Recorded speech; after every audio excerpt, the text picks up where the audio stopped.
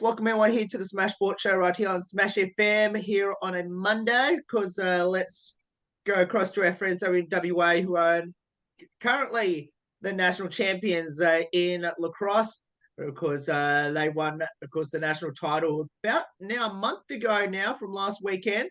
Of course, we've got two very special guests with the men's team to tell us a bit about it. Thanks both for joining us. Thanks for having us, Will. Yeah, thank you very much. No worries. Well, I'll get both of you to introduce yourselves and obviously which WA clubs do both of you involved in? Yeah, I'm with Subiaco Lacrosse Club, and my name's Travis Roos, and I was the assistant coach, and I work primarily with Lockie and the boys in the offensive end. So,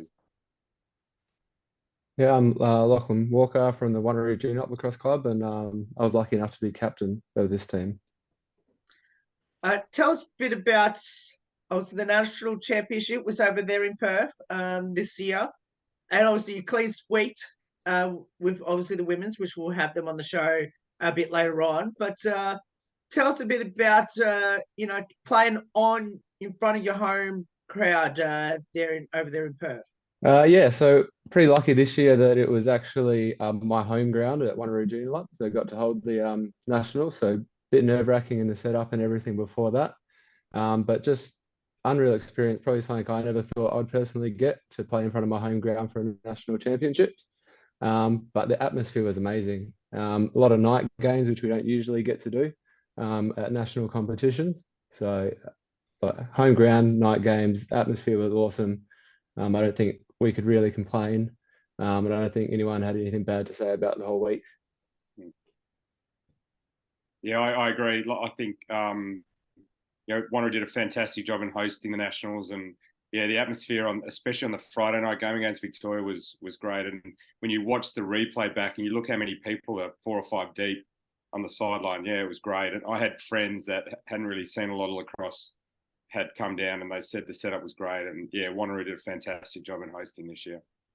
Lachlan, being your home club, hosting the national championships, how was it like in the month leading up to the national championship? And I guess how surreal was it to have so many people rock up to the national championships, especially being a long weekend everywhere else, but obviously your state. How surreal was it? It was amazing. Like the month leading into it, trying to make sure the grounds and everything were in really good condition, particularly knowing that the weather was about to hit. So we had to do a lot of movement around where we trained and things like that, moving to different grounds and different spots on the ground to keep it all just in a good condition so that we could, have a successful nationals, which we did pretty well. We got it there. And then come nationals time, just it was seeing different faces that you hadn't seen in years that were coming down to lacrosse. Young kids, people from work and things like that coming down to support you that had never seen a game of lacrosse before in person and just came down and just loved it, enjoyed it. And everyone just soaked in the atmosphere. Like you look back at it now and it's just, yeah, it's unreal. For both of you, obviously for you, Travis, been in on the coaching staff, and obviously you, Lachlan. I guess now winning the national title, obviously the women's did as well. Has lacrosse grown a lot more now, and have you seen a lot more people coming to watch or even get involved in the sport a month after the fact? I think we're still talking about it, which is really positive around the clubs. When we all see each other now at club lacrosse, we've sort of got that bond now, which is really unique and special that we'll have for the rest of our time in the game. So I know I'm still talking about it when I catch up with Frenchie and GM, the other coaches and all the players.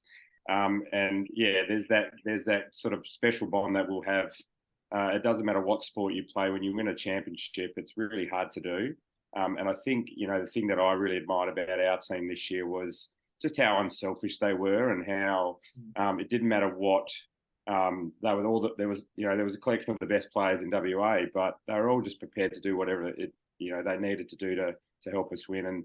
And that's for me what I take away, how, Locke in particular, and just the guys just embrace that sort of mentality. And I think that was a big reason. So for me, that was the big takeaway. But yeah, we're still talking about it.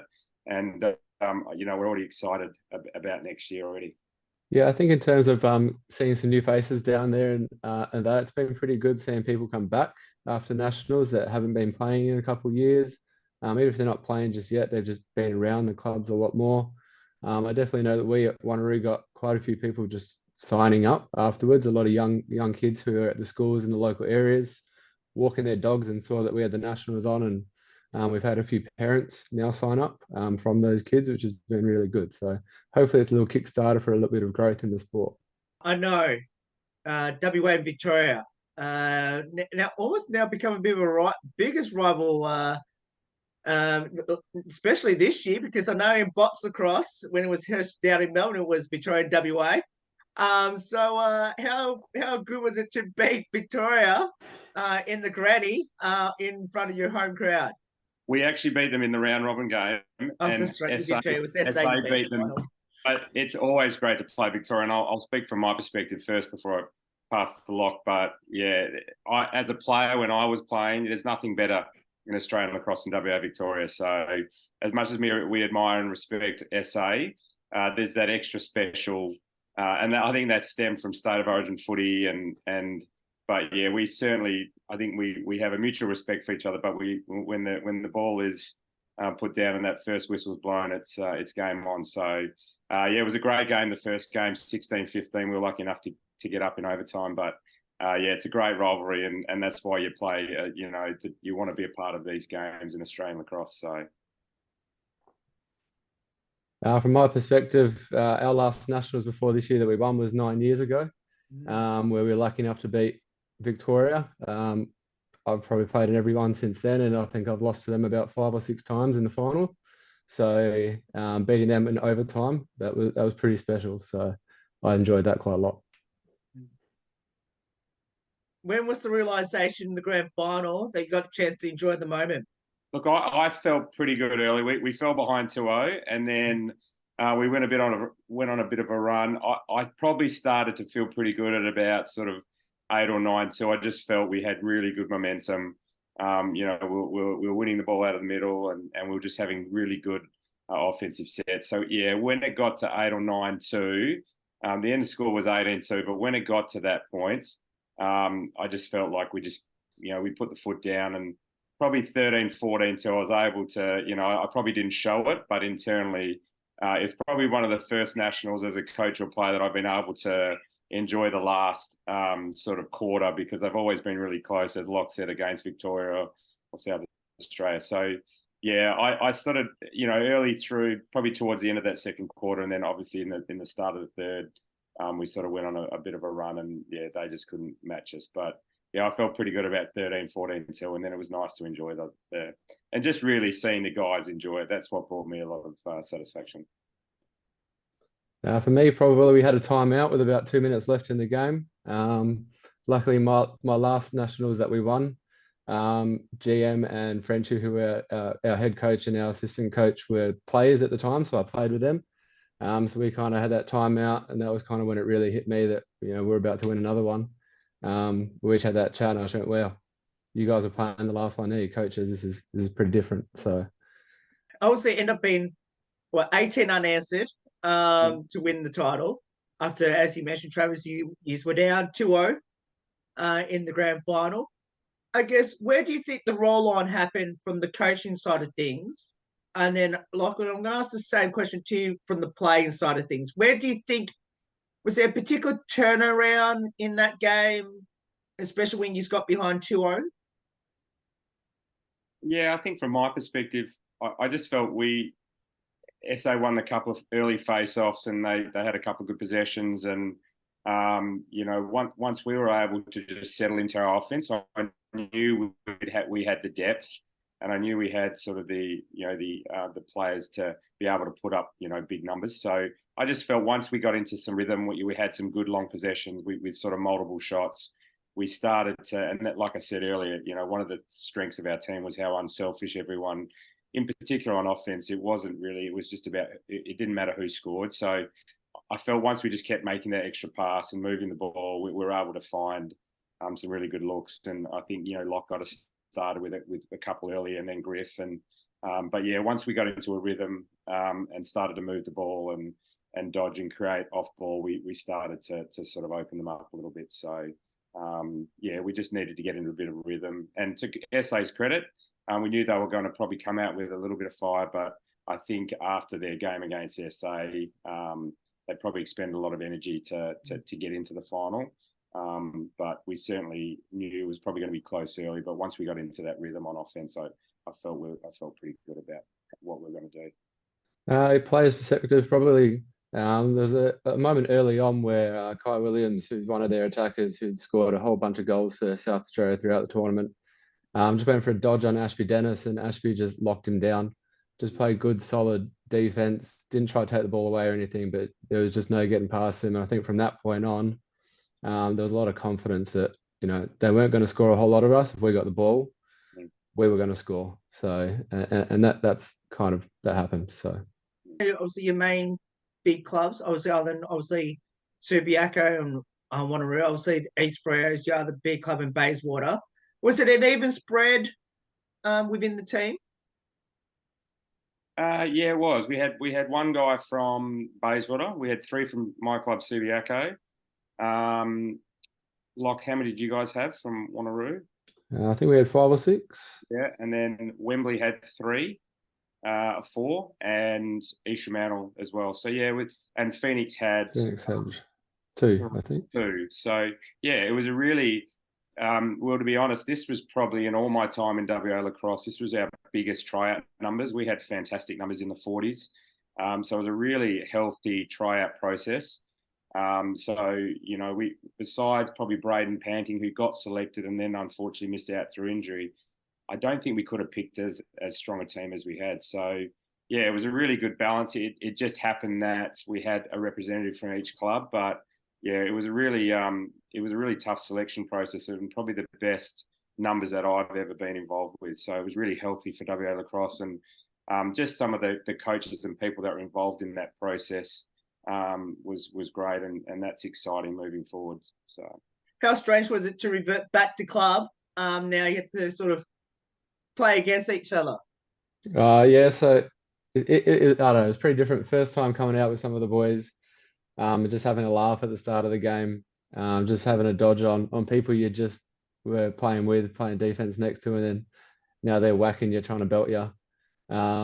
But still having a laugh. I think the whole thing around the team was everyone had really good vibe around it. So we're still talking about it mid-game when the ball's down the other end. You're still having a laugh and a joke here and there. Obviously, when the ball comes down your end, it's a lot more serious, and you want to beat each other. But I think the sport in WA, we're pretty close as a whole community. So there's no real hatred or anything for anyone off the field. Really competitive on the field, but this team in particular, it was all laughs. Everyone was having fun. So I think that's something that will continue going forward. See, we've got another one of your, obviously, part of your amazing national championship team joining us right now. So I'll get Adam to introduce himself and especially what club he's involved in over there in WA. Yeah, g'day, mate. Just a bit of a background. Played for a long time at Bayswater Lacrosse Club. Been involved as the head coach for probably since 2018, 2019 now at that state level, and then at national level now with Trav, and Lockie as the captain. Trav is another coach with me. Probably as head coach for I think the last three state championships. Nice to finally get one as a coach. Just saying to the boys previously was that the last one we won was 9 years ago. I was a player in that one in 2015, and Lockie was playing his first senior men's tournament in that team as well. So, it's good to have him about. Yeah, but I've a bit of background coaching and playing as I played and coached all over the world at different levels. Like Trav's been in the NCAA system. My path was a little different, probably due to not pushing myself academically enough to get to those sort of levels. But we all walk our own path. I was involved with New Zealand's first team officially at a World Champs in 2006 in Canada, and the Danish lacrosse program, helping relaunch them in 2016 at the European Champs, and then taking them to the 2018 World Champs in Israel as an assistant there as well. And I played in England for 3 years, coached in the US for a little bit, Yeah, and that's pretty much my journey as a kid from the northern suburbs of Perth and the outskirts, coming from a small farm, picking up a stick because I pretty much loved ice hockey but couldn't ice skate, finding this game of a stick with a net and allowed you to whack people, hit people, and just express yourself and be a little bit different, not driven by so-called, your standard school sports or the sports you brought up with as an Aussie kid, footy and cricket, basketball and all that. Just finding something a little bit different. I think a lot of people probably say that suits me because I'm a little bit different anyways, I'm glad. Now, obviously, fantastic segue, Adam, to my next question. I was going to actually ask the other two. So tell us, for the other two, Lockie and Travis, tell us, I guess, a bit about how both of you got involved in lacrosse. Yeah, I got introduced through a family friend of mine. My dad and my brother, we got introduced through a friend who played footy and then obviously lacrosse, and went down to the local primary school. And like Frenchie said, we just sort of fell in love with it. It's a game, once you start it and play, it's in your blood. And it doesn't matter where you travel or where you go, you'll always be connected some way. So yeah, I was 7 and my brother was 9 and was at the local primary school, and I was really small, and I played for a couple of years and then stopped and played every other sport. And my brother kept playing, and then I came back. We had the World Championships here in Perth in 1990, and I remember being a chubby little kid eating hot chips in the stands of the Wacker. And I said to Dad after, I said, I want to play this game again. And that was it. I hadn't sort of stopped sort of being involved since then. So, that was sort of my path, and that's how I got introduced to the game. Yeah, my family was introduced through a lacrosse clinic at the local primary school just before I was born. So they kind of fell in love with it, and then I was basically born into the sport. I don't really remember any time where I haven't had a lacrosse stick in my hand, sort of thing, over the last 30 odd years. So, what does the sport of lacrosse mean to the three of you, especially representing WA? And as all three just mentioned, it was the first national championship that WA has won for 9 years. I think it's just it's a game that it's not just about the sport. It's about relationships, and how you can be better as a person, I think. And as much as I'm driven, and as a player, like these guys have played against me. I think Trav and I pulled the boots on the other weekend for the first time in a long time, and I'm turning 44, and Trav's got. Oh, I'm turning 45 in September, and Trav's got a couple on me. It's not that it's not that you lose your edge. It's just your body might not let you do what you used to do. But aside from that, playing down the grades and having these relationships with people where, you are driven to be competitive. It's more about just having better people in life, and trying to, if there's a little bit of something I've done or a story I can tell somebody or a connection I can make that lets them express themselves or be themselves or give them confidence to do something a little bit different, try something a little bit different, or just, be safe in making a mistake and then owning it, not just in sport, but in life as well, then I'm leaving something for somebody to be better by. I'm giving them something of mine that they can make work in their life. It's like I've never cared about what people think about me as a person. I just the true ones, or the real ones, as we all say, they get you in the end, and they see through all the excuse my language, bullshit that's in front of them sometimes, and they see you for what you really are. And like I say this, and people don't really believe it because of the person I am now. I was a shy, introverted young kid coming through with no real direction in my head of what I want to do, where I wanted to be. And then I found this game at the age of 15 where, I just fell into a crew. And back then it was like the kids I grew up with in the late 90s or mid-90s through those 2000s, and that, as we became adults, they become some of your best mates for life, and they still are, and they that's what I try and get these guys to understand, is that no matter what shirt or jersey you pull on a Saturday, when you rep your state together, that's another level. And when you go to that next level of being an Aussie rep, as these guys have been involved doing it at various roles, it's something special, and that's, you just want people to move on and take something that you've done for them and treasure it, really. Yeah, I think similar to friendship for me, it's two parts to that. One, being a player and the competitiveness of playing in our sport, representing WA or Victoria SSA is the highest honour you can get outside of representing your country. So for me, I love the competitiveness of going to state. And my best mate is a guy that I played. I billeted with when I was 13 in South Australia, and we're still mates to this day. He's my daughter's godfather. So, for me, I love the competitiveness of state lacrosse and going against Victorians and South Australians. And then I think the flip side is now I'm a coach. It's the relationships that, like we spoke about earlier with Locke, it's, that bond that you'll have no matter, how old we'll get. That's what I cherish and love now, that the relationships with the players and, seeing teams come together like our team came together. And love the competitiveness of playing and coaching in those games. But yeah, it's all about the people and it's the relationships that you take with.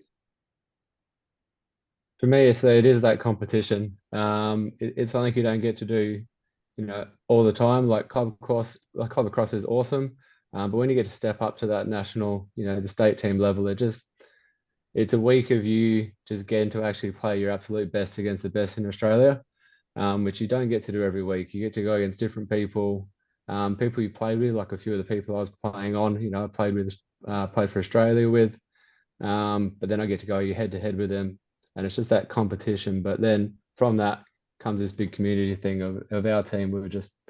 It was a little community there, and we've all become real good mates out of it. And I think that's something that lacrosse is. It's a big community, and you find your friends and your family from there, and it just keeps going. We'll finish with these last two, which is for everyone that should get involved, especially over in WA, that should get involved in lacrosse, especially at your respective clubs. Do that. Yeah, so we're right near the city. We're in Rosie Park, so we're just on the outskirts of West Perth. So it's a beautiful field. We share it with soccer and footy, but we've been here for over 60 years. It's part of the fabric of that area, and we're really lucky to be at Roseley. We've got a great club with great people. We've got a young committee and board, so we've got lots of new families, like Locke said earlier. We've got families that came down from the nationals and their kids are playing and they're passionate about, and so we're really excited about the club and the quality of people that we have at our club. So it's a nice place to come down every Tuesday, Thursday, and Saturday. Going down to Wanneroo Joondalup, we're probably one of the bigger clubs in WA. We do have a large area which we get recruitment from, which is obviously great for us. But once again, a nice family-friendly club. I will shout out to Alkimos as well, who have opened up just the last couple of years just north of us. There was a massive need for lacrosse just north towards Alkimos, so they've started up a new club as well. So that's building nicely. So anywhere north of the river, just come down to Wanneroo Joondalup or hit up Alkimos. Yeah, well, we're probably northeast centric where we're at. I'm at Bayswater Lacrosse Club. And we've been going since 1939. We've got a pretty purpose-built field. We're pretty much the only sport there except for archery, which midweek as well. I think we're probably, with great respect to these two, probably one of the more aesthetic clubs with the hills and the war memorial and the old trees and the two-story clubhouse and the balcony and stuff, which is full of peanuts most Saturdays anyway, from many clubs. having a drink or a feed and then getting stuck into the players, as you find at any sporting club. Yes. But yeah, like we're pretty central. I think most of the clubs are pretty easily accessible by, you know, public transport if you don't have your own wheels or your own way to get around. They're pretty easy to each other. I mean, like, you know, the thing is, there's the 7 clubs in Western Australia at the moment, and hopefully more to grow in the future. And, you know, the furthest north you go is Alkimos, which is about maybe an hour from the city. You know, it's not really that far when it comes to traveling for sport. You know, I played country footy for a long time as well, for about 3 or 4 years after school as well. You know, so I used to travel 2, 3, 4 hours maybe in a car to go and play a game of footy. But, you know, lacrosse was always the way it is now, and the clubs really, you know, haven't really moved that far from each other in sense of being unorthodox to get to. You know, and there is, like I said, the 7 clubs, and they're all pretty easily accessible. If anyone wants to check them out, you know, look up the Lacrosse WA webpage, and you'll be able to find your contacts at each club. So you've got the Alkimos Lacrosse Club, Wanneroo Joondalup, which Lockie's involved with, Subiaco, where Trav's involved. You've got Wembley, East Fremantle, the Phoenix Lacrosse Club, which isn't too far from East Fremantle, they're down Hammy Hill, and Bayswater there as well. So, you know, men's and women's comps as well. So, you know, it's full day one really with with the way it is, and as most of us are, we're involved in more aspect than one. Keeps us all busy. I'm going to finish with this last one. I guess I have to ask, how good was the Shield? It was a Shield, wasn't it? I can't remember because Victoria hasn't hosted it for 2 years. Was it the Shield that you've got? I don't remember. It's a cup. It's a cup. It's a cup. cup. Yeah, it's the cup. It's the cup. I forgot it was a couple of Shield. It's the cup. Yeah, it's a big been cup. around with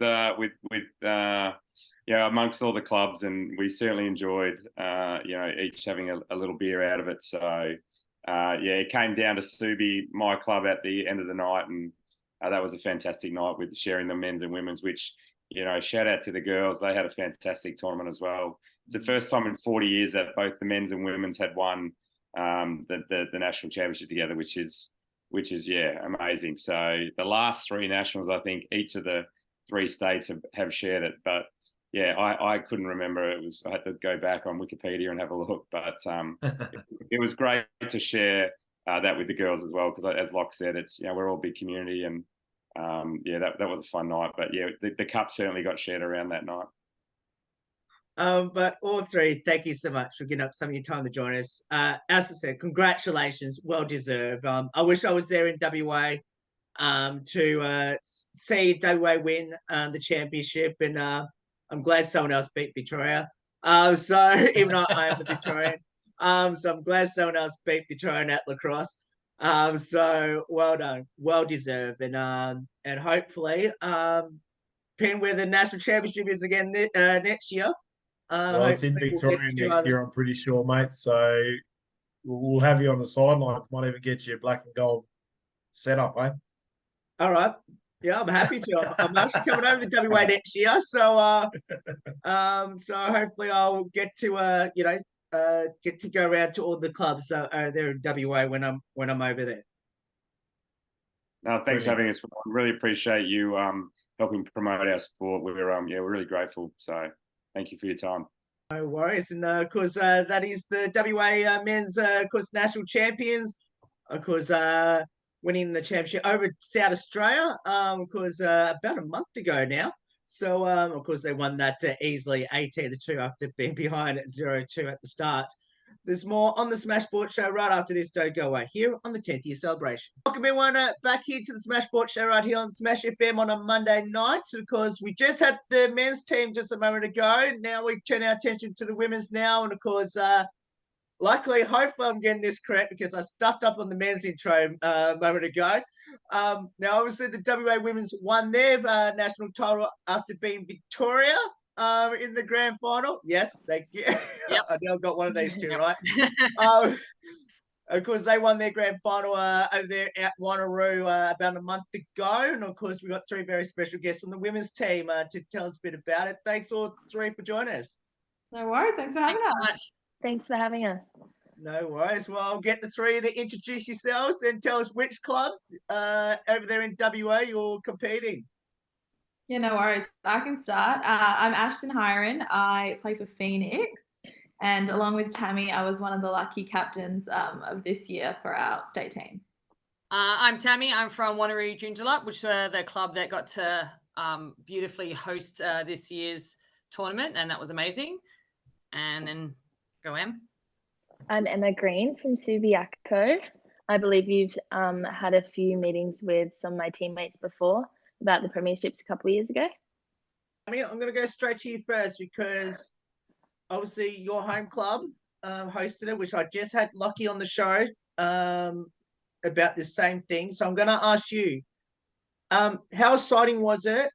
And especially the preparation a month before the championship, and how surreal was it to host it and obviously play on your home field in front of a national crowd?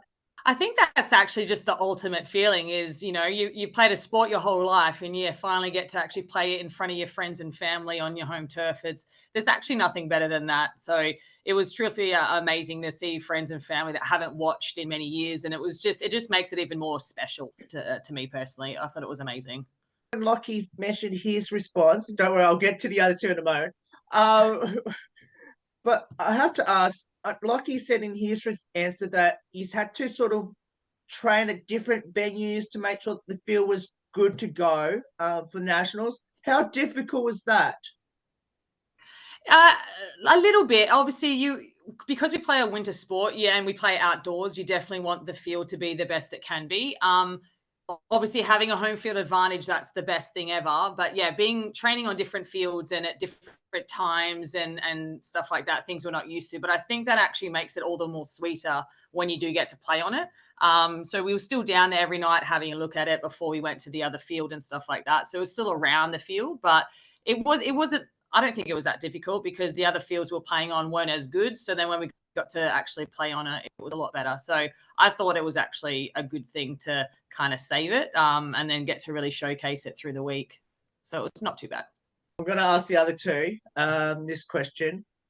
How good was it to play in front of your home crowd? Because I've just asked Tammy that question, but obviously it was actually on her home turf. How special was it to play at home, technically speaking? For me, I think Tammy, really wrapped it up so well, playing in front of your friends and family. And for me, my nieces and my nephew is always the best, right? Because we play the sport we love and we invest all our time and effort and energy into it and resources into it. And the payoff is that you get to play with your friends, your people who you love so much, and also around your people you love so much. And playing with a home crowd is so fun. I think, we haven't won in a long time. And so winning and also having like the support of the men's team and our supporters and friends and family was so special. No, I totally agree with that as well. You basically summed it up pretty well. I think there's just so many people there to support you guys, and like even all your friends can come and watch, and there's so many people. You look at all the views for the live streams and everything like that, like everyone's so invested. And it's just so good to be able to see all of the juniors that you've kind of seen around the clubs and all of that kind of stuff as well, coming down and watching and knowing that they'll be there in a few years playing in the senior level is pretty cool as well. You played Victoria in the grand final. I know this year it's been a bit of a rivalry between WA and Victoria, not just the men's, the women's as well, because I know it happened in box lacrosse down here in Victoria for the national championship. How good was it to get that sweet revenge on them on your home turf after obviously Victoria got WA over here in Victoria, but you played the revenge game over there? To be fair, do you know any rivalry in sport that doesn't epitomate like WA and Victoria? Like it's always such a big rivalry, like in any sport. So I'm not going to lie. I've got many friends. I used to live in Victoria, but beating them is always so much sweeter. Yeah, and especially because we lost to them in the round game. We lost by 1, I think, in the regular game during the week. And then, so we knew it was going to be a tough matchup. They have a really strong side. So when we came out with not just a victory, but a pretty great victory, I think, it's always special. And with that, a few years ago as well, we also lost to them in the grand final by quite a significant amount. So we was very grateful that we didn't have the exact same rematch as well. So I think that's I'm very, very lucky with that as well. The grand final. Now, when I had the men's on the show, they were down 0-2 right at the start against South Australia, and then they went 18-0 and won. How did your grand final pan out against Victoria? Did you have the similar issue that the men's did? Yeah, we started pretty slow, and I think that was the theme of our nationals. Is we started games really slow, and we like to put ourselves in this little hole that we wanted to come back from. I guess it's the underdog mentality. It took us a little while to get into it, but once we got on a roll on that grand final day, I think there was no stopping us. Our athleticism, our depth, our experience really showed, and yeah, I think that's what won us the game. We didn't take our foot off the pedal. Definitely, I think our team chemistry really showed on the field once we got going, and that was the biggest thing. Is no one cared who scored, no one cared who did the turnover. It just kind of, when it happened, it organically happened, and once these floodgates opened, it just kept going, and it was actually truly amazing to be a part of and to watch. So it was hard work, but it was amazing once it got going. No, I think they summed it up very well. Hard no. Like, a little bit. Was there a particular moment in the grand final that you felt comfortable enough to enjoy the moment? Because when I spoke to the men's, they said it was about when they were up 9-2. In your grand final, when was there a point in the grand final that you got a chance to enjoy the moment? I want to say personally for me, it was about 5 minutes to go in the game, and I literally just had this like cold shiver over my body, and it was just like, I was like, there is no way we can lose this now. This is it. It's real. Like, you don't want to obviously get into that mindset when you're playing. You want to go to the last whistle, but I think we were up by 6 at that stage, maybe 5 or 6, but just the way that everyone was playing and the connection everyone had, I just didn't see us losing by that point. For me, 5 minutes to go, I was already kind of celebrating on the inside. Yeah, mine was, I think, also in the fourth quarter, because you're trained always to never, as soon as you let your guard down, that's often when comebacks happen.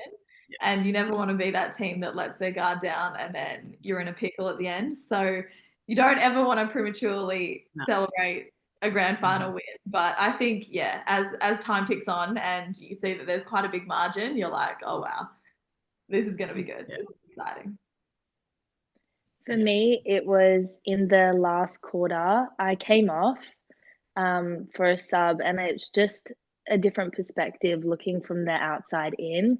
I could just see how hard everyone was trying, and I guess when you're on the field, personally, I didn't really notice. I wasn't really thinking about the score or anything like that. I was just thinking about like running or like passing what was next, that kind of thing. And yeah, being able to like be on that sideline and actually like watching it, I was like, oh yeah, we're about to win. And it was so exciting. South Australia won it last year on their home field, being Victoria.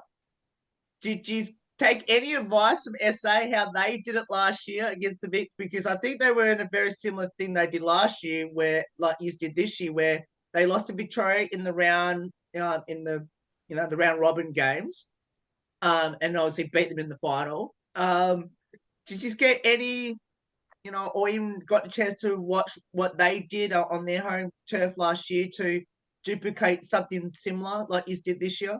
You definitely obviously watch games, but this sport is so fast.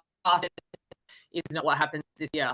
It's such a progressive sport, and every single year, if you watch the grand finals in 3 years in a row, they're almost completely different games. So you can definitely watch, and you can learn from it, but it's never going to reciprocate. So it's just, you just got to be better than even the 2 teams that were in it last year. That's for sure.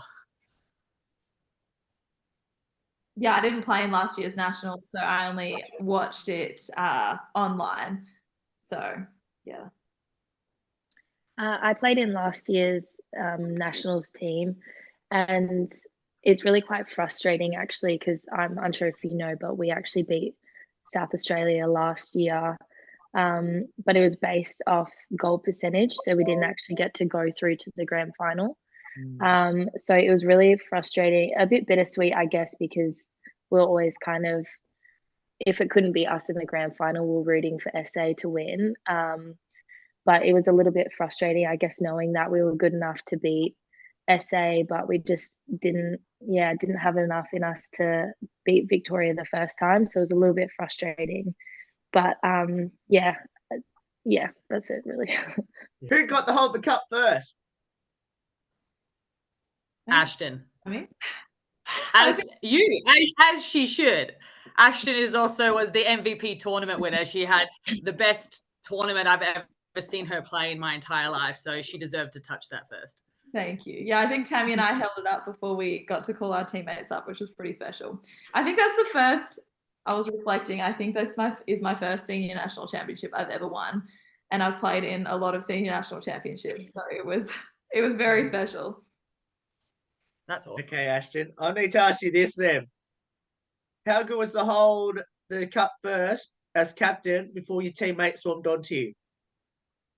Well, I was lucky enough that Tammy got to hold it with me, but yeah, it's very special. I mean, there's a lot of pride when you get to hold that.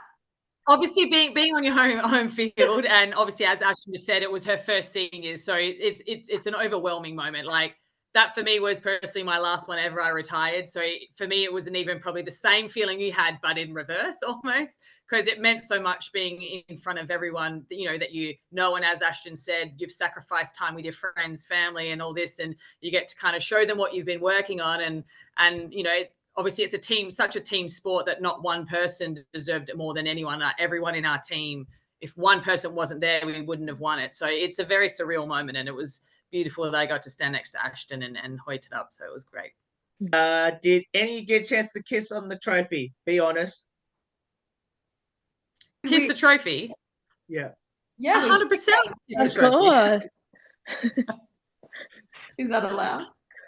Yeah. No. I always ask this question to everyone I've had on the show. So just absolutely, I kissed it and I poured a drink in it and drank out of it. It was great. And you know what? I'm sure that's why everyone was sick in the after, because we all drank out of the trophy. I wasn't sick. But that's part of it, right? If you have a trophy, you have a cup, you have to pour some celebratory drinks. Absolutely. And for the ones who didn't drink, we poured water in for it. So you still get to drink from it no matter what. It doesn't have to be alcoholic, but you have to have a drink out of it. Did you, Emma, or no? I don't think Emma did. I did. I definitely did. Just checking. Emma just has a little more time for that. She's not sharing it on. I know I did walk around with the cup for a while and didn't give it to anyone. So I don't really know who else had it after I did. I know you don't want to give it back. They're packing it away, and you're like, "We worked really hard for that. Could we keep it a little?" I was like, "I need another photo with it." Could we take it with us just for a week? We'll send it in the mail. Yeah. No. I love it. That's what it's all about. Okay, I need to ask now. When I had the men's on the show, their cup went absolutely everywhere, to every single club. Did the women's cup do the same tour? I think we gave it back. No, it was at Wanneroo, and it's been to Subiaco. I don't know if it's been anywhere else yet, actually. That's a good question to ask, actually. That's a really good question. Who has the cup is the real question. I don't know if we still have it, do we? I don't know where it is. I mean, to be fair, we lost so many different things. Someone lost a shoe, someone lost a sock. I lost my bag on the day. I didn't know where that was. So hopefully someone has it somewhere. Someone that has more responsibility than us three, hopefully. Yes, it's somewhere very safe, but it's not with any of us. Sorry, Lacrosse Australia. I'm sure someone has it if you're watching. We'll bring it next year. Maybe put one of those Apple key watch things on it so you can find where it is. Yeah, an AirTag is essential. Well, It's a let's good hope they're reminder not to check watching this. So, June, you got a chance to wear your medals around your necks? Yeah. Yep. I think Okay. I have mine right here. Oh, We went to sleep in them that night. Yeah, Tammy's still wearing hers. I'm I'm actually getting mine framed. Because I retired, I'm getting my jersey, and I've been lucky enough to be a part of 4 senior championships. So I'm going to get it all framed very soon. That's so cool. Yeah. So that's why it's sitting right there.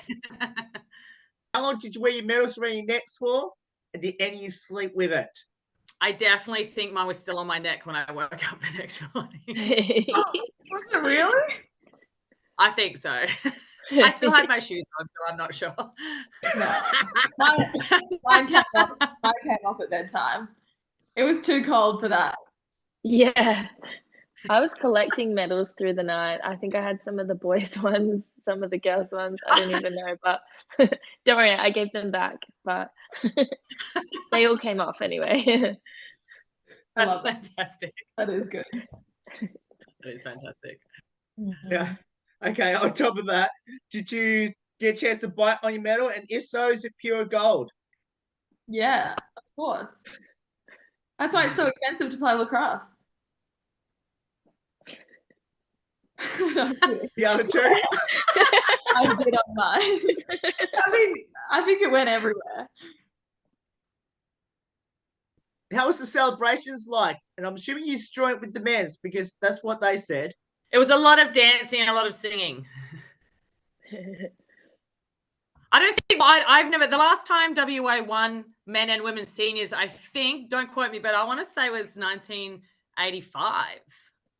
I might be wrong. Yep. A long, long time. So it was a great feeling. So yeah, it was a lot of just singing and dancing and congratulating each other, to be fair. Yeah, it was nice. We haven't had a double win, especially on home soil, in a long time. So when you get the wins, you have to revel in them. Question I'm going to ask, and I asked this question to the men's, which I'm going to ask all three. Obviously, the dominant clubs, pretty much almost pretty much all three your clubs, as well as these Freo. Obviously, I forgot Wembley in the men's one, so I'm going to mention them this time around. Was there a fair, even share of players that was in your team from all the WA clubs, the 7 clubs that are over there in WA? Yeah, I think we had a lot of Subiaco players. I mean, Subiaco's been dominant in our state league competition for a really long time. So I think what was there 6 of you, Em? Yeah, 6. Yeah. And then there was quite a good mix from the other clubs with the remaining of our team. How did all you get involved in lacrosse, and why did you choose it? I got into it because I was a little kid with a lot of energy. So I got put into it when I was 7 years old, into mod cross, so modified lacrosse, and then I've played it ever since because it's just one of those sports that gets under your skin. It's incredible, and the people you get to play with are incredible. So yeah, so I've played it for, or let's just say, a long time. Strategic. 1 or 2 years. You go up. I actually had a development officer come to my high school, and she actually got me into it. When they run a couple of the classes, the lacrosse classes, and she said that I should come down to a training session. So I did, and I never stopped coming back. Couldn't get rid of me. Oh, I like that. Mine was all my family plays, so I was kind of just always given a stick, and here I am all these years later. Tell us what position all three play on the field, and you've had the dream position where you like to convince your coaches to put you at club level, where would that be? I can answer for Ashton. She plays everywhere because she's incredible. Yeah. So I play midfield, but if I had a dream position, I'd play attack so that I didn't have to run 10 kilometers. As I age, I'm seeing that I don't love to run as much as I used to. You're not even aging. That's ridiculous. I played when I was younger. I played midfield, but now I play wherever my team needs me. So it's normally either a defense or attack. I don't actually care. I just love playing. So doesn't bother me. What about you, Em?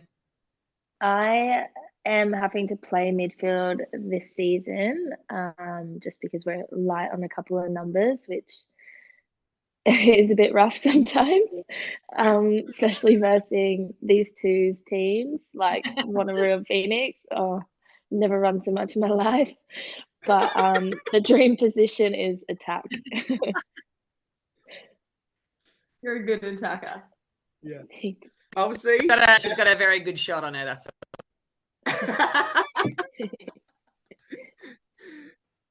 okay, I'm going to ask the three of you this question. Now, obviously, I'm assuming you'd rather play with each other than against each other. How strange was it to revert back to club level where you had to play against each other? And who's had the bragging rights so far? I think in WA lacrosse, we grow up with these people and we grow up playing with these people. So, I mean, Tammy, we had this conversation. I think I had like told my mum on one of my first senior state teams about how cool and great Tammy was. And then we're playing together, you know, in Tammy's last year, which is so special. But it just goes to show like what WA lacrosse is like. You grow up playing with these people and playing against them. So it's just kind of par for the course, I think. I don't even bat an eyelid now. It's just what we do. Yeah, so Tammy and I were chatting the other day, and she was actually involved in my first senior state team. And obviously this year, it being her last one, I'm involved in her last. So that's pretty wholesome thought that we can kind of just still be around and support each other. And yeah, it's really cool feeling that someone can still be there at such a high level, and still be playing amazingly and being a leader and all that kind of stuff. So yeah, it's a very good community. I think it's incredible. Like WA has always been close on and off the field, no matter who you play for. But I'm gonna say the truth. If I don't have to play against these two, it's freaking great because they are so amazing lacrosse players, and if I don't have to defend either of them, that's fantastic. So, but I mean that in a very good way, not in a bad way. What does the sport of lacrosse mean to the both to all three, especially playing for WA? Playing a sport, this has been such a constant in my life. Obviously, I'm 39 and I started playing when I was 7. So it's been a huge constant in my life. Like no matter what's the best thing about team sports for me, especially lacrosse, no matter what's going on in your life, everyone meets for training each week and everyone gets to play. So you've got so much going on in your life. You come together on a field for a common goal and you have fun with your friends. To me, that is just the epitome of sport. And I've had that amazing feeling from lacrosse since day one. So having to do that each week is fantastic. And then being able to go to the next level is, for me, absolutely phenomenal because I get to play with the most intelligent, powerful, and amazing women each week. And it's just a great feeling. So it's been a hell of a ride, that's for sure, for me. I feel like, yeah, lacrosse is who I am. It's, you know, part of my identity, and it's every adventure I've taken pretty much has been led by my love for lacrosse and my teammates and all the good things that come with it. So, yeah, playing for my state is an incredible honor, and yeah, I can't imagine my life without lacrosse, to be honest. Yeah, I'm the same as Ashton. I feel like it's something that since I first started playing, I just couldn't get enough of, and you just get so involved. You start like being there every weekend, then you start to come down on a Saturday and watch the boys play, and then all of a sudden it's your whole life and you're just there all the time and you just can't get enough of it, and you're wanting to train and be better and just have different goals and all that kind of stuff. So I think being able to play for your state is just such a big, it's just what a lot of people aim for, and as well as other higher things as well. So it's good to be able to still perform at a high level. What will be your advice to people in WA that should get involved in lacrosse, and especially heading down to your respective clubs? And you must tell us where your local clubs are. I play for Phoenix, which is in Hamilton Hill, so south of the river. We're one of 2 clubs south of the river, if you are interested in playing. I would definitely recommend it. There's so many opportunities, and now we're an Olympic sport, which is awesome and, you know, expands the opportunities so much wider. So yeah, I mean, I have tried to recruit everyone I love to play lacrosse anyway. So I'm from Wanneroo Joondalup, so where we played nationals in Greenwood is our home ground, and you can obviously like all the teams have Facebook and Instagram. So anyone who wants to try it out, obviously it is in schools, but you just have to like us on Facebook or send us a message, and we can get you involved if you're in the area, or direct you to a club that's closest. I'm from Subiaco. Obviously, being in Subi, we're quite central, so we're really low on players this year. So if we could have some new players, oh my God, it would be amazing. I think at the moment we have about 9, and we obviously need a whole team of 10. So yeah, we're always in need of new players, men's and women's, juniors, literally everyone in between. It's so fun, and it's Now, I am going to finish off with a couple lighthearted questions before I let all 3 go. cool. Which is, who's the comedian, the best singer, and the best dancer on the team? Dancer has to be between Erin and Bailey. Erin and Bailey. Yeah. Most outrageous dances I've ever seen in my life.